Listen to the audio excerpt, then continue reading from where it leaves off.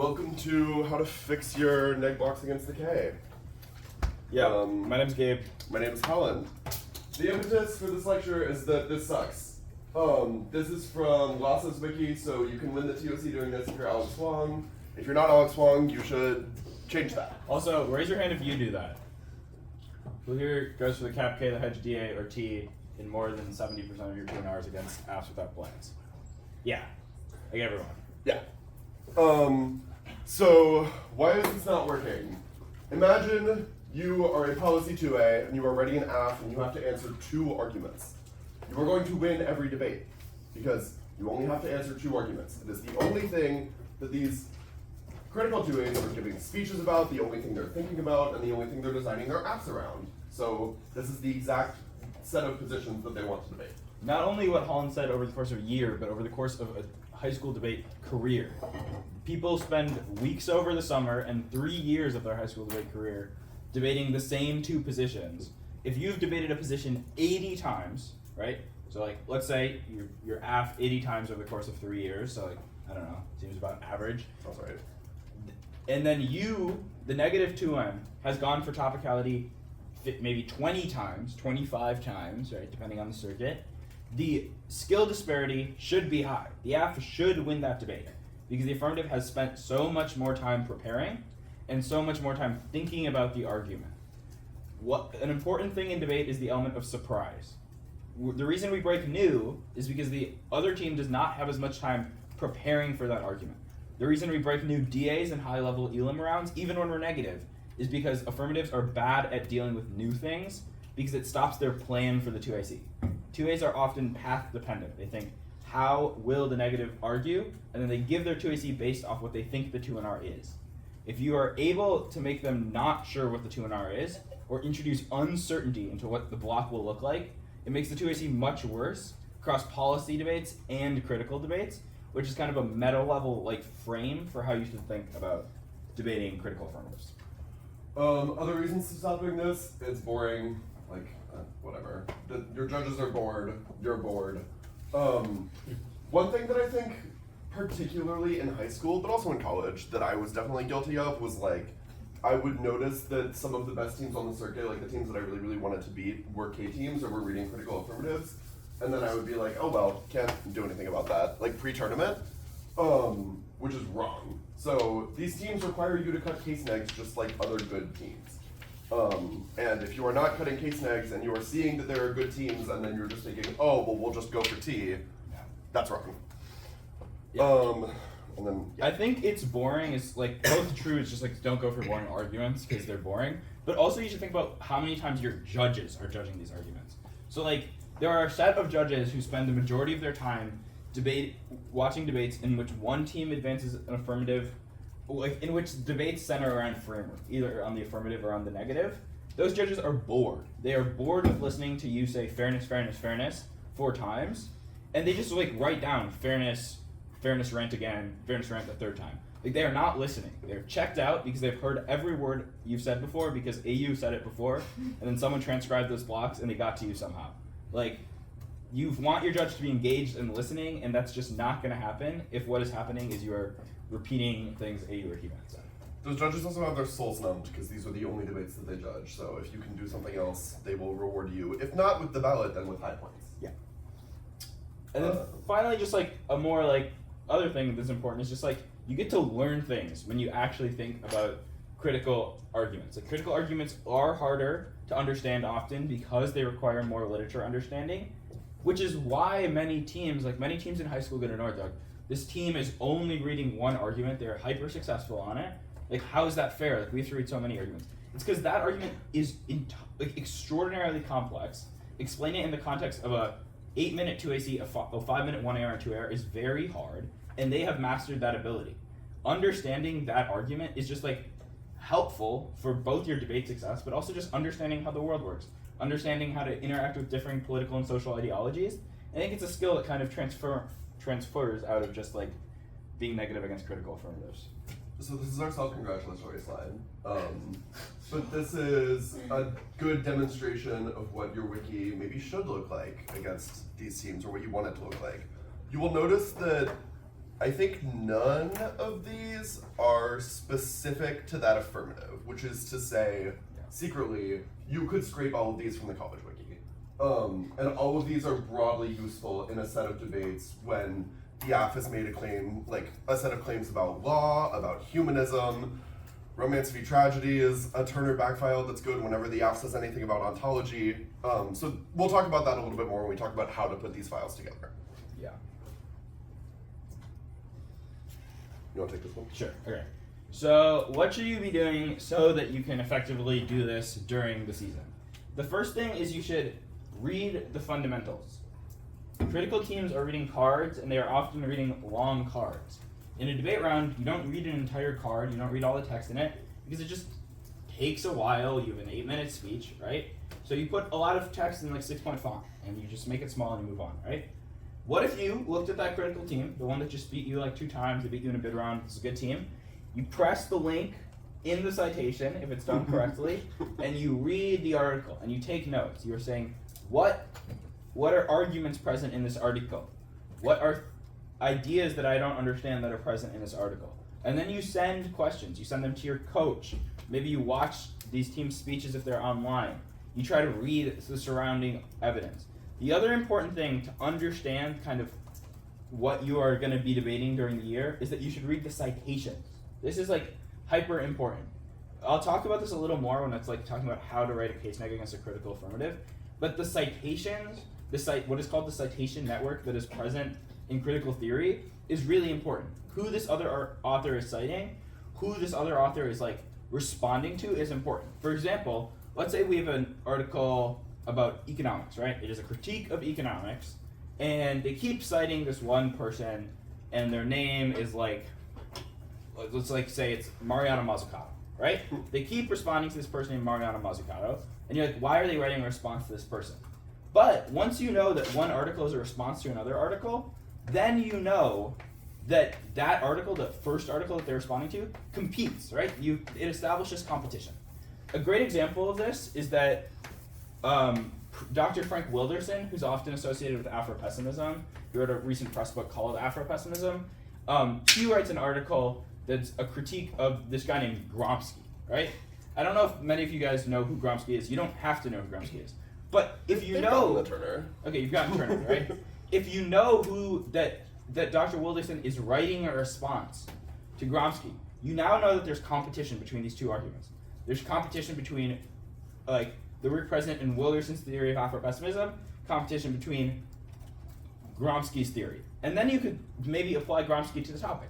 Look up Gramsci, universal basic income, Gramsci, economic transformation or something, right? And then you have now found a position that competes. You have found the start of a case neg. So when I say read the fundamentals, it means reading the types of arguments that you are having trouble responding to with case-specific cards. In the same way that like when there's a new app, you often try to read the solvency advocate. This is like a relatively similar process. This is, I don't know if Gabe uses this for K cards, but this is a useful tool because it will give you a web of papers if you input an initial paper. So like papers that are like papers that the paper you put in cite, papers that it's cited by, papers that those papers were cited by, etc. And so that's like how you build out the web, which is useful just for research in general, but also for what we were kind of talking about footnote chasing. I totally agree. The second thing related to footnote chasing is that you should try to read a book, right? It is very, I think, like it's hard to read books, and it feels like it takes a while, but it's like a very successful strategy for increasing your win percentage in the long term. I'm gonna give like 2 important examples. The best example of this is that this year, me and Holland were writing an affirmative about the rights of nature, right, which was like a core topic Aff. And like all the best cards came from this book. Like we were reading all the articles, and the articles were fine, we caught all the articles, but Holland found the best cards for this affirmative, policy affirmative, in a book, an old book, like it was like published in 2005 or something? 2010, originally 1972. Yeah, like a book that's like second edition 2010, right? We found our best cards, we found our best counterplan answers in a book, and like you can't just search that on Google Scholar, you actually had to read the book. You know, you should make sure not to go to websites such as LibGen where you can find these books for free, like that would be a bad idea. And you should make sure never, never, ever to do that. The other important thing is that like when you read books, it helps you know where people's ideas are coming from. It helps you find where people's ideas are coming from. Similar to like our citation networks like thing that we were talking about before, when you know where, like, if you can start to think of the academic field a little bit more like there's like central nodes to it, and then people are like, relating those ideas to different concepts, then you can like start thinking of like our critiques are going to apply to categories of argumentation. So like places I would like recommend for starting to read books is like you should probably try to read like, if you're going to write critiques of chaos, like a left economic history of the United States, and you could honestly just look up book, left economic history of the United States, and you would find one. Verso, which is a press in London, has a history section on their website. You will find a book that applies. Reading the Affs authors, like Wilderson wrote a press book. I think it's a good idea. Also, Red, White, and Black is fine. Yeah. Have you read History of America in 10 Strikes? That's the Turner book. No. Yeah. Okay. I also have not read this, but Turner told me to, so I'm going to talk about the book. Yeah. And another example of this is that like, so this is like a kind of a funny example that actually happened right near here. So Dartmouth SV is negative against Texas DK this year at the Dartmouth Round Robin. I don't know, Texas DK reads a math event about zombies. I wasn't really sure what happened in this debate. But the one in R is Arvind extending like one of all, like a case neg critique, which is the like West v non-West critique. And for like 6 minutes, he's just ranting about this like the Irish potato famine, which he read all about in a class, and like how that relates to the affirmative. So like reading the books is not gonna, like, you're not gonna find the card immediately, and some books you can't even cut. But what's helpful is it produces the background knowledge that allows you to apply it in specific cases. Wiki scraping, Holland can talk about that. I mean, you're welcome to scrape our wiki. You should scrape. Try to think of useful wikis to scrape for an economics topic. I mean, our antitrust wiki.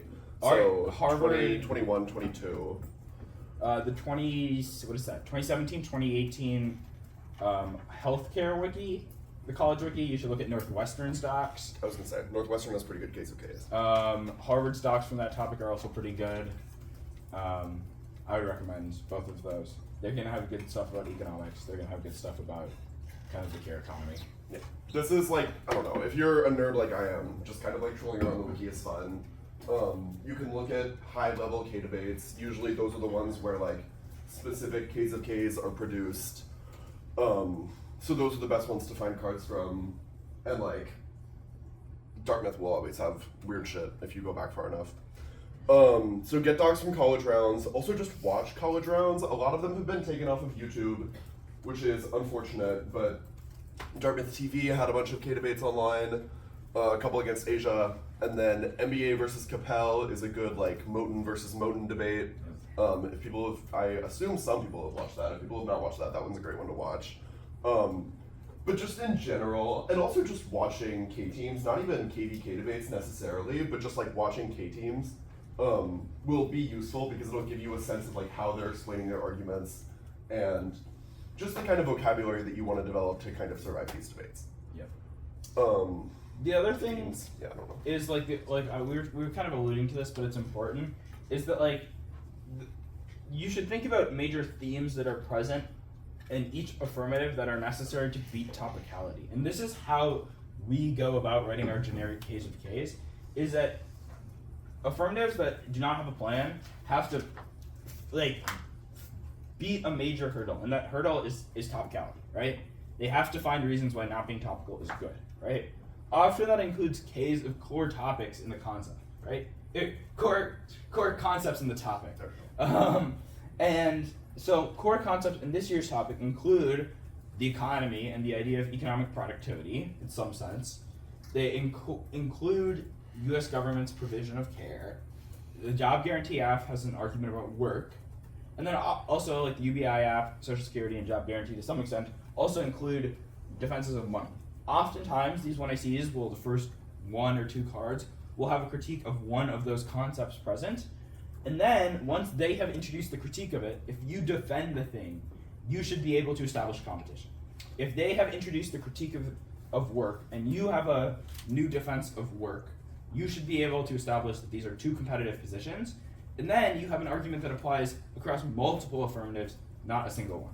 So to give a little bit of a contextualized example to this for last year's topic, The topic was about legal personhood, and it was about jurisprudence creating legal subjects. So a lot of 1ACs included a critique of legal subjectivity, jurisprudence, the law, etc.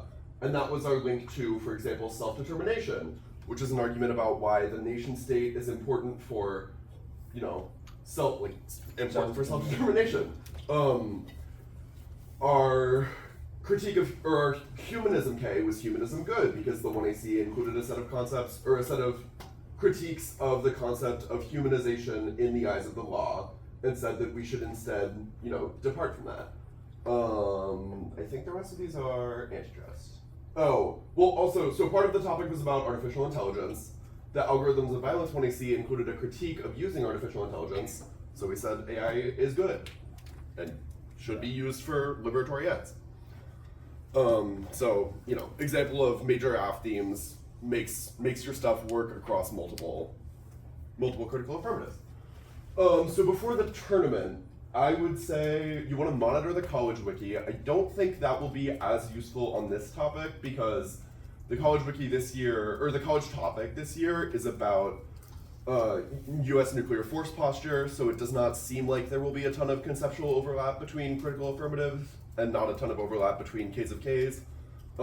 But you can keep an eye on Dartmouth, Michigan, Emory, Northwestern, because there's always going to be a set of apps about Afro-pessimism, and those schools are always going to be cutting new cards about them. So, to give one example. So, certainly there are generic Ks of Ks that don't really change based on the topic, because the apps don't change much based on the topic. And then cutting specific case negs is something you should talk about. Yeah, right.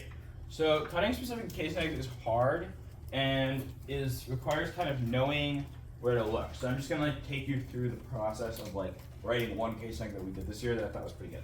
So Harvard, and actually never got read. Harvard DF was a very good team. They were reading an affirmative that combined two concepts that we did not really know about as a squad, nor have really great arguments responding to. There's a Caribbean poet named Edward Glissant. He has a theory of opacity. We didn't really know what that meant. There's also related, he has this argument about archipelagic imaginary. We had read an affirmative on the 2021 topic, on the alliances topic, about why the United States should be thought of archipelagically. They had basically taken a similar argument and said we should think of the United States archipelagically and then grant a right to opacity.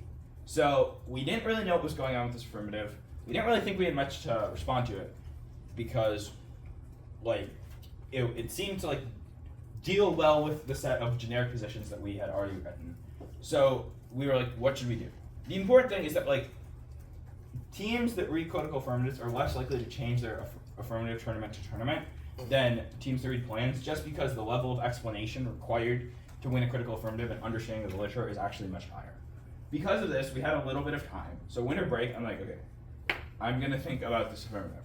So the first thing I did is I read the affirmative's solvency advocate article, which was this article called Right to Opacity or something. So I read this Right to the Opacity article, and I was what are some... I was gonna write Right to Opacity, but you guys can take notes. In this article, I'm just okay, so here are some key concepts present, and here's how they mess with our position. So I come out of this reading this article, and I'm pretty concerned. It's they have some stuff that turns our arguments about humanism, sovereignty, self-determination. Not really sure what to do. But, again, this is the important thing, is that you're not only debating these affirmatives in a vacuum, but you are also debating them with topicality present in the 1NC. We are not saying in this lecture, do not introduce topicality in the 1NC. We are saying you should think about giving different 2NRs. And so then I'm what concepts present in this article are they not going to play up because they would do badly with topicality, right? So sometimes articles will include arguments that are much more, that are less competitive with state-based power strategies, with what people often refer to as reformism. The articles will include themes like that, but they're not played up in 1ACs because it reduces the power of your affirmative against topicality, right? So those were some themes that I was maybe we could emphasize these themes, and this could become part of our case now. So Then I start looking at what articles have cited this article. So I literally went on Google Scholar. I looked up this article. I read it first, and then I pressed cited by, and I looked at those articles, and I think there's probably like 30, and I just opened all of the ones that I thought would be good, right? And this is how I always do it. You just open all the articles you think will be good, and then you look at the abstract. If the abstract does not look like it relates to a concept that you think you could explain on the negative or you think would be helpful, just close it, right? So then there's like 4 articles left. One of them was relatively helpful because it said that the right to opacity could be combined with the rights of nature. That sounded to me like a TBA, so I cut it, put it in the file. Then there was a set of arguments that were about the right to opacity and its relationship to kind of why sometimes we actually need to be transparent. So I was like, wait, if we have a right to opacity and we have some arguments about transparency, maybe we could make a critique about why transparency is important. So I cut those cards, put them in the file, and then there was like a few other things that were not super helpful, so I closed them, whatever. Maybe the important takeaway from this step of the process is like, not all of these things need to be cards immediately. Yeah. You need to do, and you do not need to have the fully formulated idea of your case neg in your mind before you start researching, right? So like, once you have found what seems like maybe it's a competitive concept, you do not need a mental picture of the 1NC of your critique. You just need to start reading the stuff and cutting the cards. Yeah. So the other thing is that they included this argument in the one I see about like the archipelagic United States. There are like 2 distinct concepts in the one I see, right? So I thought we had some stuff that we had to say about opacity. I didn't feel great about it, but I was like, we could produce a one and see about this. The archipelagic United States, we didn't like that was much more kind of complex, and I wasn't sure what was going on there. There was this article. This is important. Like you should, like when I'm saying that this is not a linear process, this is what I mean. There was this article that I'd read like 6 months before that I was like, this is some argument about like transoceanic solidarity, why the U.S. is bad. I'm not sure how to turn this into an argument. I'm not sure why we would have it, but like it existed in the back of my head, right? So all of their archipelagic United States evidence was from this one book. I didn't want to read the book. I didn't have time to read the book. I have a life too, even though I'm a debate nerd, right? So then I read the book reviews, which I think everyone here should do. When the affirmative is reading a book, what you should be doing is reading the book reviews. Because the book reviews tell you the important concepts present in the one I see, in the book, right? But they tell you the important concepts present in the one I see, and then often they, at the conclusion, will disagree with the core concept present in the one I see. They will say, this is not good. They will say, the core concept present in the book, and therefore the one I see, fails, is incomplete, you need something else. And then with this book review, you already have the start of a critique. Oftentimes, these book reviews will cite other people who might disagree with the book. Book reviews are in some ways case negs. They can either be like Aff cards or neg cards, but oftentimes they are case negs. This is also true for policy apps. Like book reviews are where you should start. So I read the book reviews for this archipelagic United States thing, and I find a book review that disagrees, and it's about why we should think of the archipelago as outside the United States and like just only including like oceanic countries and like basically formerly colonized countries. So I'm like, wait, the Affs archipelago is the United States plus formerly colonized. We can just write a critique that says only formerly colonized countries are the archipelago. And then I thought of this old article in the back of my head that was like formerly colonized oceanic solidarities. And I hadn't, like, look, in this research process, I hadn't really searched that many terms. I had only read their articles and then reviews of their articles, but that had brought me to disagreement. I think oftentimes many of you might be thinking, like, I don't know the big words. Like, I don't know the keywords. That is okay, because your job oftentimes, and the most effective thing to do, is actually read what the affirmative is saying, and then find the people in the cited by section of Google Scholar, in the related articles part of Google Scholar, who are agreeing or disagreeing with the affirmative. Understanding the exact keywords at the start of writing the case neg process is not your job. Your job is actually to just kind of think about who is disagreeing, and then you will find the case words in the people, or you will find the keywords in the people who are disagreeing. I think that's useful because a lot of what can feel daunting about this research process is that these 1ACs a little bit feel like they're set up to avoid clash, because like they are, like they want you to go for T, so they don't want you to think that they've said anything, right?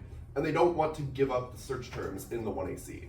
And so thinking about like, so 2 things. One, this process that Gabe is describing does not require you to know a whole bunch of search terms. It just requires you to read what they have said. 2, you should think of the 1AC as a set of concepts, right? So like this archipelago plus opacity thing. A lot of 1ACs, and we can like talk through some examples of how to do this. A lot of 1ACs are structured around concepts that are the point where your disagreement comes from, right? So like, instead of trying to like, I don't know, I think it is generally more difficult to like pick out of words in their tags or like, I don't like disagree with their advocacy statement a lot of the time. And so you should think of the 1ACs as like, how are they conceptually organized? What are they using to set up their points of offense, and how do we compete with that? Yeah. Perfect. These can be picks because picks are fine. Yeah. Whatever.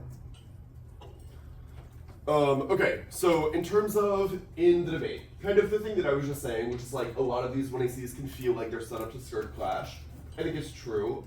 But I think your debating gets a lot worse if you don't listen to the 1AC and think about the sort of core concepts that they are choosing to emphasize, right? So like, if there's a particularly long card in the 1AC, you should be listening to it and like reading along with it. I'm sure Turner has given some of you the lecture of like, you should be reading the cards while the debate is happening.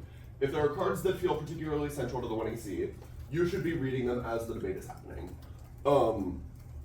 Then during cross-ex, you should not, generally our cross-ex strategy against critical affirmatives is not, it's no gotcha questions. And it's no questions that are geared to set up like presumption or anything. And it's not even really questions about like T or what they will or won't defend. Yeah. Instead, what you want to ask about is have them explain core concepts in their own words. Because since a lot of these Ks of Ks and the competition for them derives from core concepts in the 1AC, you want to figure out the language that they are going to use to explain these concepts so that you can match your language to it, right?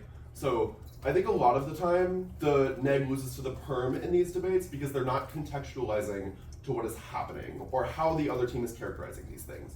And so if you just ask them questions that they feel like the other team can kind of feel like you're trapping them or leading them on for some reason, but it's just like, if you ask like, what is humanism, for example, if the 1AC includes a critique of humanism, I think that's a really, really useful question because then you're mirroring their language and then your critique seems like a core disagreement and it is difficult for the judges to vote on the permutation. Because if you're taking their language and saying the opposite, it seems like you're disagreeing more than if you're just reading blocks that you've written before the debate, before you know exactly how they want to characterize their argument. Yeah, like a question I like is, the one I see, like oftentimes tags will make an argument that like we don't, like that you don't really understand, but like seems like a critique of a big concept. You're like, the 1AC's tag includes a critique of the epistemic bounds of Western law. You should just say, what are those? Why is that true? Saying, what is this? Why is it true? Will often like, you're gonna have 2 minutes of cross-ex will be gone because they're explaining their concept. But now for 2 minutes, they've explained a core concept of the 1AC and often made arguments that you should be writing down and then referencing explicitly in your link blocks.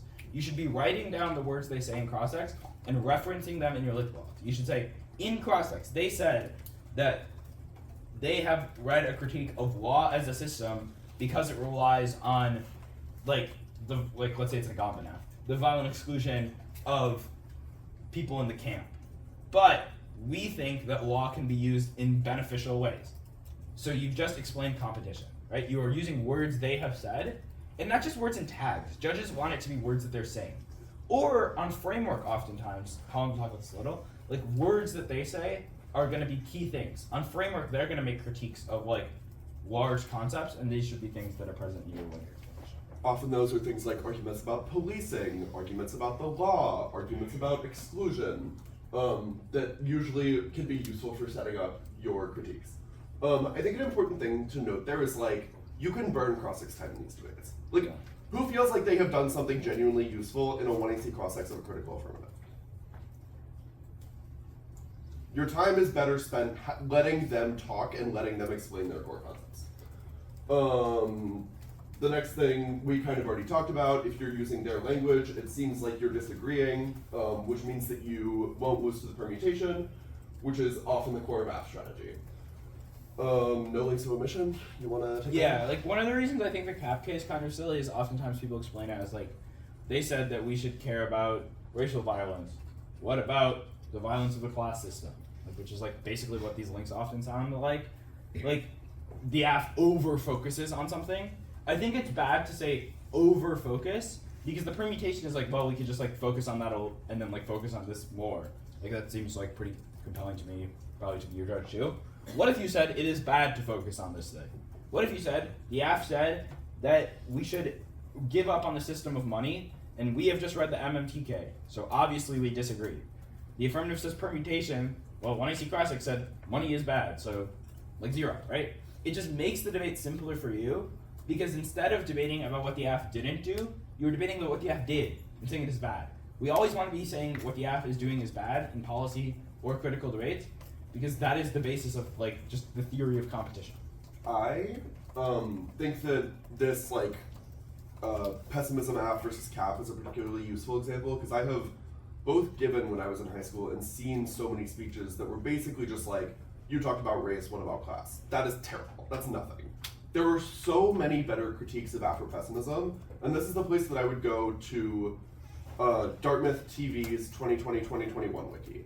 So for example, if the 1AC says that the ontological foundation of modernity was started in the Middle Passage, Tyler and Rom, all the time went for a critique that was like, you theorize slavery is just happening in the Atlantic. We should theorize slavery as a global phenomenon that did not start with the Middle Passage.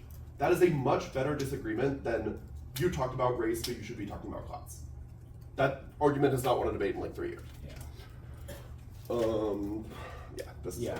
This is like gonna be quick, but this is an example of a link wall at the NDT that won a debate. We were debating Harvard DY, which is an extraordinarily good team. They were reading an affirmative that was citing this article, the Anarchata Statement, which is a Black anarchist collective, and we were explaining an argument, I think, about why self-determination is good, using Adam Gedach's work. That's someone who you should probably read, ADOM. The important thing that I want to will explain to you about what was good and what was bad about this blog is that it did the thing that we want you to do. It said the 1AC was filled with a critique of this thing, right? That is bad because we can use that thing for good things. It was a critique of the law and the state. However, Black, Indigenous, and Third Worldist movements have used law, power, and sovereignty to assert their stake in the world order, so it's good. You can also see that I wrote this block during the debate because it is filled with typos, right? This was not a block I wrote before the debate. I was like, they are going to say this, but that is wrong. No, I listened to the words they said, and then I wrote down our response to that, right? The 1AC Cross-X had a critique of papers and documents, so I included this argument that the judges found unpersuasive, actually, about why papers and documents were good, right? Again, same structure for this link block. 1AC contains a critique of this. It can be good. They said redress was bad. However, reparations are a form of redress. Our advocacy thinks that reparations are good, right? Now we are forcing the 1AR to explain to the judge in 6 minutes, in your case 5 minutes, why, and they have 20 seconds on each link, is why reparations are bad, their critique of reparations. So you are forcing the Aff to defend their concept instead of the Aff forcing you to basically defend your own. And then we also just cited the 1AC evidence that said that they disagreed with us. We were citing their evidence. See above, read what the 1AC said. Read what the 1AC said. It's T next. Yeah, I think we should talk about T. Is it T time? Just talk about T. Yeah. People can ask questions about arguments that you've struggled with. Okay. 1Rs on topicality. I think these oftentimes make the Aff's life hell. So, how many people have delivered a block where the 2NC is offense and the 1R is the case, and you kind of putz around and don't really say anything? Same. Or the cap K that you don't go for. Yeah, that too. So I think splitting the block between the 2NC is the critique, which is your main offensive position, the 1R is T, which is a true argument, it is the best generic you could possibly be equipped with, makes the Aff's life very, very difficult. A lot of the time, they will want to react to your critique by saying that the Aff didn't really say anything.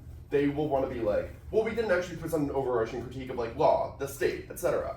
But that makes T so much better because now they don't have a fundamental claim about like requiring them to read a particular argument about law, the state, etc. to like, they don't have a claim that that's violent.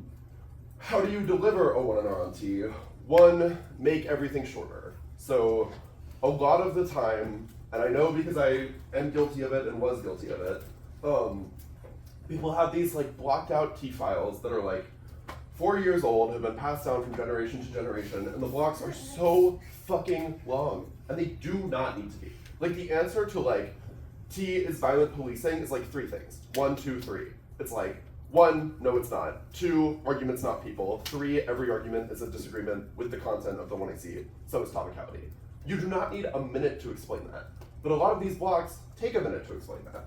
So 1, I would just lose your varsity's blocks entirely. When I am delivering 1 and R's on T, since I have like thought about the core concepts enough, I am not reading any blocks. I'm like, I have Tyler's fairness and clash blocks, and then everything else is just off the flow. Also because I flow on my computer, so I can type faster, which like, if you're good enough at flowing, you should flow off your computer. If you're not, you shouldn't. Get off the blocks, make the impact overview shorter. A lot of the core concepts are very easy to explain. They made debate unfair. We have all agreed debate is good, therefore fairness is important. It is the only thing a ballot can solve. Next. Clash. It is difficult to disagree with 1ACs if you do not know the bounds of them beforehand. That is important for researching better and switching sides and getting in depth on core concepts makes us smarter and better at research, which is a portable skill. Next. These things do not take a minute and a half to explain. The other thing is, I don't think that you need to read cards in T-speeches. It is occasionally useful if you have a particularly good one that is app specific to read a topical version card, like a topical version of the app card. I cannot really think of another scenario in which you would be reading a card, because a lot of the time, if they are like cross-applying, for example, their ontological claims from the case to topicality, you should just be answering the ontological claim on the case with cards. So I don't think that your 2N should be giving it to you to read cards about.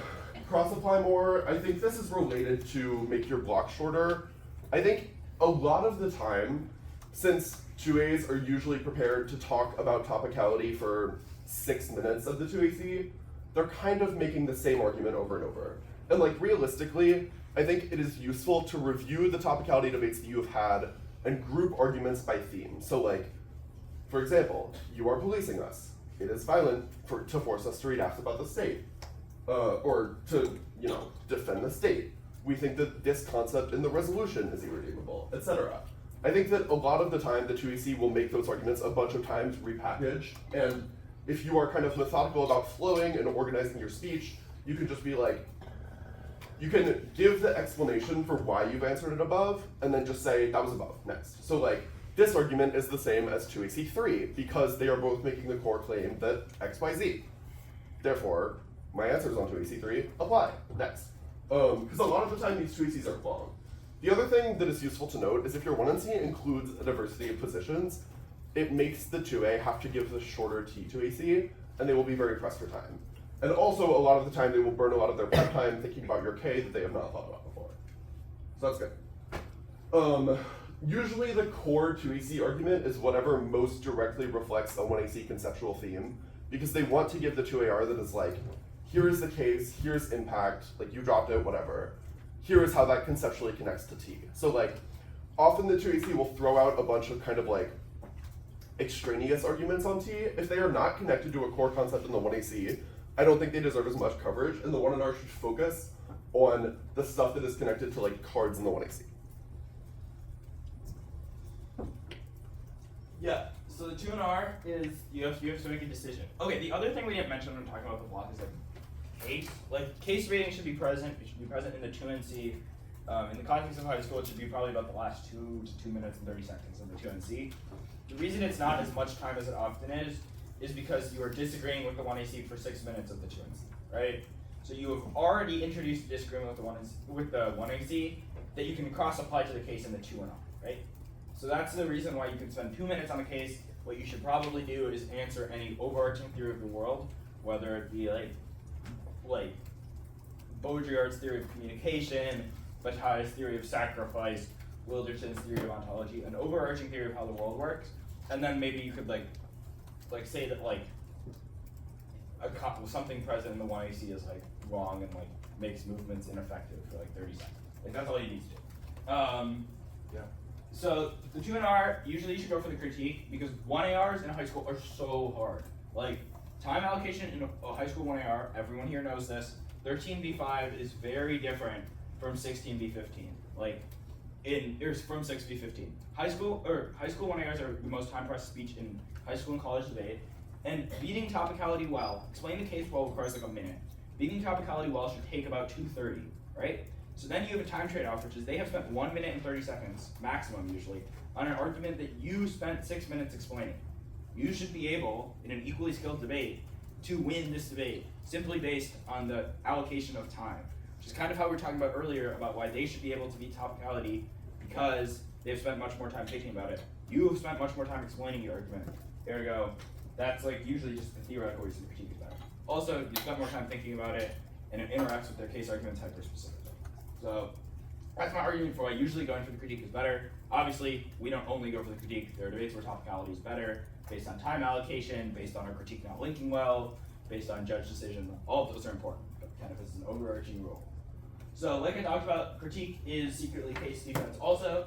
Your linked arguments will disprove that structural claim. For example, as Holland was talking about, Dartmouth TV's critique of the Black Atlantic, which was the argument about how understanding the Middle Passage as core to modernity is wrong because there was slavery across the world, disproves the idea that there is a singular relationship between blackness and the world, which is the basis for ontology claims.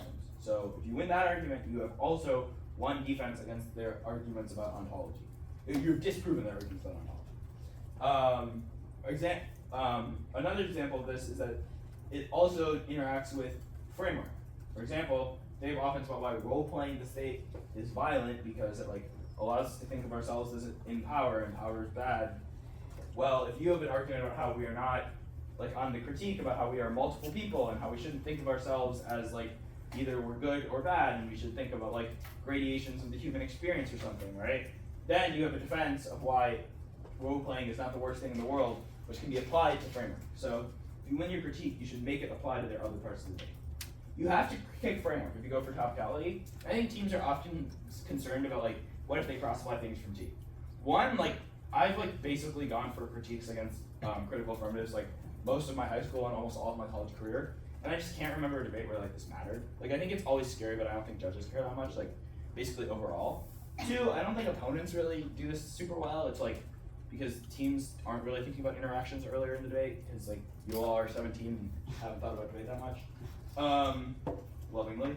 And then three is just like, what you should do is you should agree with your opponent. So Holland usually writes this out for me, but it's like, agree that the asked counter model is preferable. Agree that the affirmative is topical. And then you should say, their main offense on this page relates to a core concept in the one I see we are disagreeing on.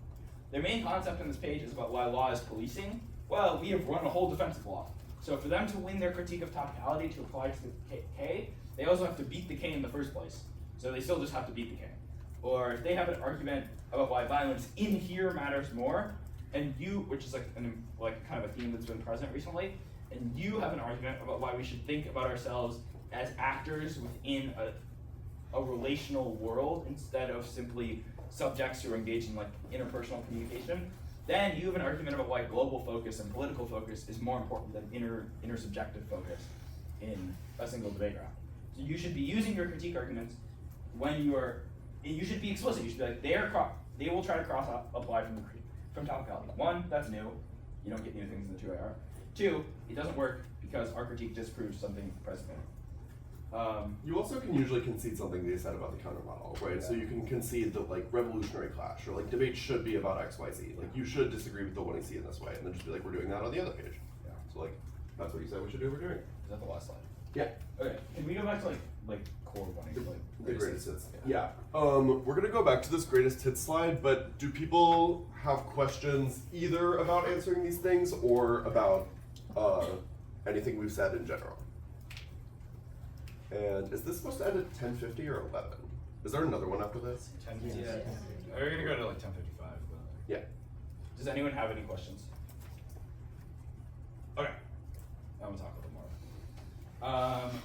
So the three important affirmative arguments are an important affirmative argument is the permutation. That's like often what people are scared the most about. Affirmatives are good at going for the permutation because negatives are bad at contextualizing their linked arguments to the 1AC. The more you are using 1AC language and contextualizing your argument for how the 1AC and the critique are in disagreement, like using words in the 1AC, using concepts in your evidence and their evidence, then it is harder for them to go for the permutation because you've basically taken the vocabulary of the permutation, which is there is not much competition. This is artificial competition. And by just showing that it's not artificial, showing that there is a lot of competition, it's hard to explain the permutation. You should also be explicit in cross-ex. Like, cross-ex of 2 and C is an important moment in these debates because they are going to be asking about your critique, and you should just say what you disagree with. They're going to be like, why is this a link? And you should just be like, well, we disagree with this part of the 1AC. They'll ask about what the alternative does, and you should say, the alternative does this thing. We can't do that with the affirmative because the affirmative includes a theory or includes a set of political prescriptions that make that impossible. Just be explicit. Don't run away from clash. When you run away from clash, it's easier to go for the permutation because the permutation is an argument that there was no clash in the first place. Secondly, an argument that's kind of become relatively important recently in different manners is stealing their labor, i.e. that the 1AC did academic labor, and by going for a critique that includes portions of the 1AC, often as like a affirmative inclusive critique, then that is a form of theft. One, you should often apply your critique to this argument. For example, if they're saying stealing their labor because they did it first, that understands academic labor as like one person does it, and then they own it, and then someone else can take it. Well, what if you've made an argument about why community is important, or made an argument about why gift giving is important, or sharing? All those might be present themes in your alternative that you can then apply.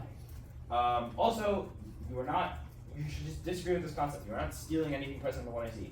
It's an academic disagreement over the best political, ethical, or social strategy, all of which is important. All of the arguments about your evolutionary clash are good. On topicality are reasons why what you did is good. The third argument, which I'm just going to do quickly because you all have to run, is that this is like an affirmative greatest hit because it's a very good argument that if they win ontology, they win. Which I think is basically true. That's true. Like I don't really I think high school oftentimes you hear speeches where it's like, we have defense their ontological claim about the world. Like, this like turns ontology. Nothing turns ontology. You do not have defense their ontological theory of the world. Either the world is organized in a way that is ontologically anti-queer or it's not. It's either ontologically anti-black or it is not. These are binary options. Either it is 0 or it is 1. So you have to beat ontology. You can use your critique to beat ontology.